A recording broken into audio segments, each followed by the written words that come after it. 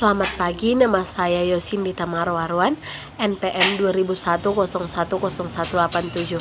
Di sini saya akan mencoba menjawab kuis yang diberikan oleh dosen pembimbing saya. Yang pertama, sebutkan dan jelaskan isi pendidikan nomor 22 tahun 2006, tujuan dari mata pelajaran pendidikan kewarganegaraan. Pengertian pendidikan kewarganegaraan menurut Peraturan Pendidikan Nasional Nomor 22 Tahun 2006 tentang standar isi untuk satuan pendidikan dasar dan menengah adalah mata pelajaran yang memfokuskan pada pembentukan warga negara yang memahami dan mampu melakukan hak-hak dan kewajiban untuk menjadi warga negara yang cerdas, terampil, dan berkarakter. Tujuan yang pertama adalah berpikir secara kritis, rasional, kreatif dalam menanggapi kewarganegaraan. Yang kedua, berpartisipasi secara aktif dan bertanggung jawab dan bertindak secara cerdas dalam kegiatan bermasyarakat, berbangsa, dan bernegara. Yang ketiga, berkembang secara positif, demokrasi untuk membentuk karakter-karakter masyarakat Indonesia agar dapat hidup bersama dengan bangsa-bangsa lain. Yang keempat, berinteraksi dengan bangsa-bangsa lain dalam caturan dunia secara langsung atau tidak langsung.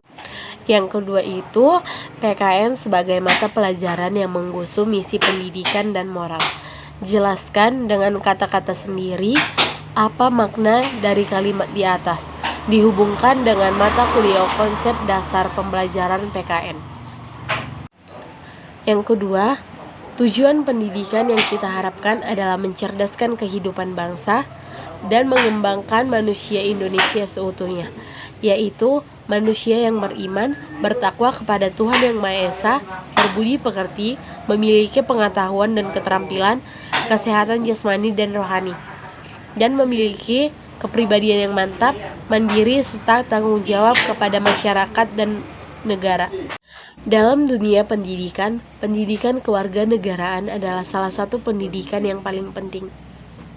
Menjadikan dan menghasilkan manusia-manusia yang mampu bernegara, yang baik dan benar, yang sadar akan hak maupun kewajibannya. Ketiga, jelaskan 5 perbedaan pendekatan pembelajaran terpandu dibandingkan dengan pendekatan pembelajaran yang bersifat konvensional. Yang ketiga, memiliki sejumlah perbedaan. Perbedaan ini sekaligus menunjukkan beberapa kelebihan pembelajaran kontekstual daripada pembelajaran konvensional. Meskipun demikian, memang tidak bisa dikatakan bahwa pembelajaran konvensional selalu lebih buruk dari pembelajaran kontekstual. Salah satu perbedaan yang menonjol dari kedua pendekatan ini adalah di dalam pembelajaran kontekstual, siswa secara aktif terlibat dalam proses pembelajaran. Sedangkan dalam pembelajaran konvensional adalah siswa penerima info secara positif. Yang kedua itu pembelajaran konseptual berbasis pada siswa, sedangkan pembelajaran konvensional berbasis pada guru. Dalam pembelajaran kontekstual, siswa belajar dari teman-teman melalui kerja kelompok, diskusi, saling mengoreksi, sedangkan dalam pembelajaran konvensional, siswa belajar secara individual. Yang keempat, pembelajaran kontekstual mengalihkan materi yang disampaikan dengan kehidupan nyata atau disimulasikan dengan kehidupan nyata.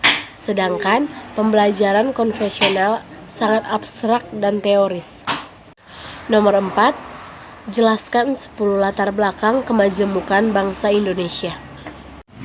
Latar belakang kemajemukan bangsa Indonesia adalah dikarenakan Indonesia merupakan sebuah negara kepulauan yang dimana di antara kedua macam bentuk benua dan samudra. Sebagai contoh, Indonesia berada di antara 2 macam benua, seperti benua Asia dan benua Australia. Dan kemudian Indonesia sendiri berada di antara macam 2 samudra, yaitu Samudra Hindia dan Samudra Pasifik. Selain itu, Indonesia sendiri berada pada jalur perdagangan internasional yang dimana dilewati oleh seluruh dunia, yang dimana membuat berbagai macam budaya akan dengan mudahnya masuk ke Indonesia, sehingga lambat perlahan menjadikan Indonesia sebagai sebuah negara yang memiliki berbagai macam bentuk kemajemukan yang dapat kita temukan seperti saat ini. Soal yang kelima adalah paradigma pendidikan demokrasi yang perlu dikembangkan dalam lingkungan sekolah adalah pendidikan demokrasi yang bersifat multidimensional atau bersisis jamak. Jelaskan pernyataan di atas dengan kata-kata sendiri. PKN atau pendidikan kewarganegaraan. Pendidikan demokrasi yang bersifat multidimensional.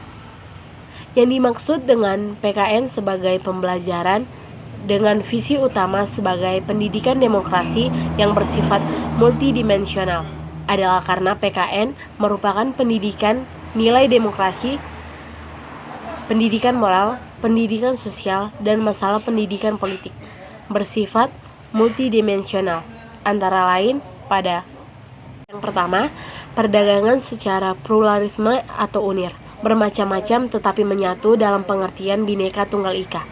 Yang kedua, sikapnya dalam menempatkan individual negara dan bermasyarakat global secara harmonis. Yang ketiga, tujuannya diarahkan pada semua dimensi kecerdasan spiritual, rasional, emosional, dan sosial. Yang keempat, konteks yang menghasilkan pengalaman belanja yang terbuka, fleksibel, atau luas, yang bervariasi merujuk kepada dimensi tujuan. Soal yang keenam, jelaskan 5 tujuan pendidikan kewarganegaraan di SD. Tujuan pendidikan kewarganegaraan adalah menciptakan warga negara yang memiliki wawasan kenegaraan, menanamkan rasa cinta tanah air, kebanggaan sebagai warga negara Indonesia. Pendidikan ini tentunya harus dipandukan dengan penguasaan ilmu dan teknologi sebagai pencipta generasi masa depan yang kelak akan memberikan sumbangan pada pengembangan bangsa. Soal ketujuh, jelaskan 3 dimensi pendidikan kewarganegaraan Winata Putra. Nomor 7, menurut Winata Putra 2001 terdapat 3 dimensi. Yang pertama, PKN sebagai program kurikuler. Yang kedua, PKN sebagai program akademik. Yang ketiga, sebagai program sosial kultural. Soal yang ke-8, bagaimana mengkoordinasikan pendidikan kewarganegaraan di SD? Mengorganisasikan PKN di SD. Yang pertama, eksposisi, observasi, fasilitas, analisis, dan konseptualisasi. Soal yang ke-9, sebutkan 10 sikap dan perbuatan yang harus dilakukan oleh setiap warga negara upaya menjadi warga negara yang cerdas. Yang pertama, kemampuan memperoleh dan menggunakan informasi. Yang kedua, membina ketertiban. Yang ketiga, membuat keputusan. Yang keempat, memampukan berkomunikasi. Yang kelima, kerjasama. Yang keenam, melakukan berbagai macam kepentingan bersama. Soal yang ke-10, jelaskan dan berikan contoh masing-masing 5. Yang pertama konsep, yang kedua nilai, yang ketiga moral, yang keempat norma. Konsep adalah kata yang menunjukkan sesuatu. Konsep dalam kata pembelajaran PKN perlu dikenankan pada siswa atau siswi agar dapat memandang masalah secara runtuh, berkronologis, dan matang. Nilai dapat diartikan sebagai harga, makna, isi, dan pesan, semangat atau jiwa yang tersusun dan tersirat dalam fakta, konsep, dan teori, sehingga bermakna secara fungsional. Di sini, nilai difungsikan untuk mengarahkan, mengendalikan, dan menentukan kelakuan seseorang karena nilai dijadikan sebagai standar perilaku. Moral yang berarti cara, adat istiadat, kebiasaan, sedangkan jamaknya adalah mores. Kata mores ini mempunyai arti yang sama dengan kata ethos, yang menggunakan kata etika dalam bahasa Arab, moral yang berarti budi pekerti dengan akhlak, sedangkan dalam konsep Indonesia, moral berarti kesusilaan. Norma secara otomatis mengandung arti, aturan, kaidah, petunjuk, pedoman yang harus dipatuhi manusia agar perilaku tidak menyimpang dari tindakan merugikan pihak lain, sedangkan pelanggaran akan mendapat sanksi sesuai dengan aturan yang disepakati bersama. Contoh nilai adalah misalnya kalangan materialis memandang bahwa nilai tertinggi adalah material. Norma, bagi siswa yang terlambat dihukum tidak boleh lagi masuk kelas. Yang kedua, bagi siswa yang mencontek pada saat ulangan tidak boleh lagi meneruskan ulangan. Seorang pribadi yang taat kepada moral, aturan, kaidah-kaidah, dan norma yang berlaku dalam masyarakat dianggap sesuai dengan tindakan yang benar secara moral. Baiklah, hanya sampai situ yang dapat saya paparkan. Jika ada kesalahan atau perkataan, saya meminta maaf. Terima kasih.